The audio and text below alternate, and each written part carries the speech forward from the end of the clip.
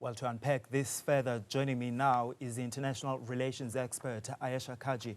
Ayesha, thank you so much for your time. We've been listening to the U.S. president in that press briefing, essentially justifying why they carried out this attack on Venezuela. What stood out for you from what the president of the United States said? Well, essentially what stood out was the arrogance, the certainty that what he'd done was right, the confidence that America would be able to run Venezuela, and the very, very open greed in terms of accessing Venezuela's large oil reserves. Venezuela, as you probably know, has the world's largest oil reserves, estimated at about 300 billion plus barrels of oil. So larger even than Saudi Arabia or Iran. And also Venezuelan oil is heavy crude, which many of the US refineries in the southern states such as Texas and Louisiana are equipped to refine. So the US has actually upped its own production of oil in the last couple of years. But that production of oil has been of light crude, which these refineries have not been able to process. So essentially, Trump is fueling the American economy by taking over Venezuelan oil. Did you get a sense, though, while listening to him taking questions from those reporters, that he has a plan for Venezuela after these attacks?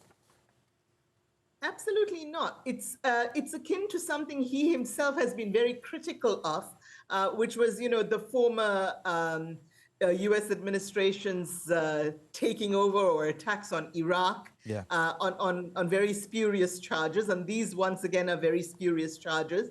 So he criticized that very, very, roundly. But he appears to be doing exactly the same thing in Venezuela. I mean, it's almost unprecedented to go into a country and capture a sitting head of state. It's the kind of action one would attribute to a Hitler, not to an American president. And to do so, to indict a sitting head of state, really only the International Criminal Court has that authority, and then only with the agreement of the United Nations.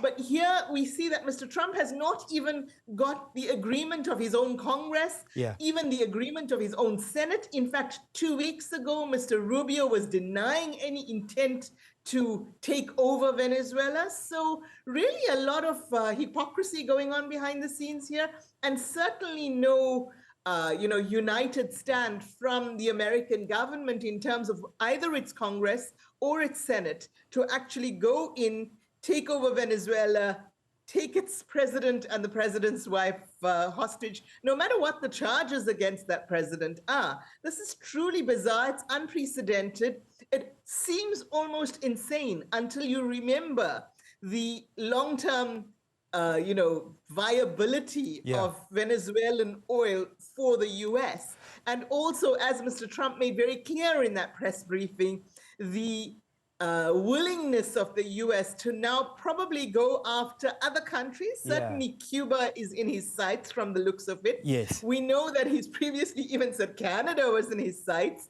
Iceland is certainly on the agenda. So, this is really unprecedented. But I would like to come back to what Simon said earlier. He said that, it appears to be a first step, but I would disagree. I would say that the US and Israel collusion on the genocide in Gaza, largely in part at least, to gain access to Gaza's oil reserves, was the test case for this kind of operation. And when the world really stood by and did nothing, the US decided that it would go into Venezuela and do pretty much the same.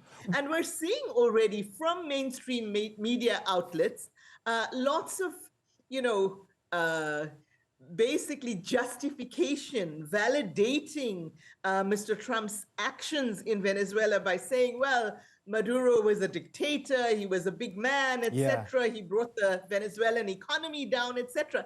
That doesn't, be that as it may, that doesn't take away that he was an elected head of state, again, perhaps in contested elections, and it doesn't take away that he was a sitting head of state of a sovereign nation. If the US can do that to Venezuela, anybody could be next. Ayesha, one of the justifications, though, that the US president has made was that this is about freeing the people of Venezuela, right? This is about making Venezuela, quote unquote, great again. You know, that has always been the US and Western imperialists' justification for invading or attacking sovereign nations. They did it, as I said, with Iraq. They did it with Afghanistan. They did it with, attempts in Africa at regime change, in South America at regime change. In various parts of the world, they have attempted, sometimes successfully, sometimes not, to change regimes.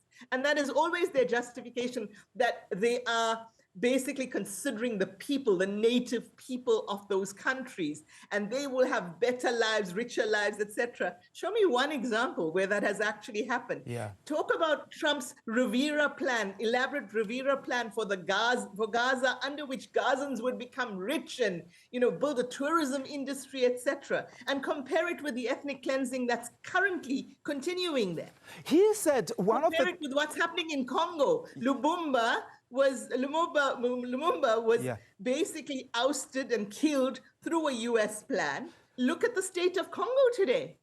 He said this was, the first wave. That's how he described it. He said the first wave was successful. We are prepared to do the second wave. What do you read from that? I read that because the so-called first wave was successful without any US loss of life, without any US loss of military equipment, that he doesn't, of course, Mr. Trump doesn't basically count the Venezuelan lives lost, the civilian lives lost in this undertaking to be of any concern to him. He never does. It's just collateral damage. So I do think that if the Venezuelans continue to protest, we're hearing of protests in the street of Caracas, including from the Caracas mayor. And if those protests do continue, I don't put it past the US president to actually go in with guns blazing and put those protests down, unfortunately. Perhaps at this stage, the only reciprocal and perhaps proportionate action that the Venezuelans could take would be perhaps to storm the US embassy in Caracas and take it over in retaliation, and perhaps other embassies around the world from Venezuelan allies as well. Now, mind you, I'm not encouraging that. I'm saying, but that would perhaps be the only proportionate response that could be envisaged by Venezuela. A quick one, should Venezuelan allies be worried about this? Venezuelan airlines and any other airlines operating in the region, including JetBlue, should be worried about this because it's going to affect, at least in the short to medium term, their business models significantly. All right, Ayesha Kajee, thank you so much for your time. She is an international relations expert.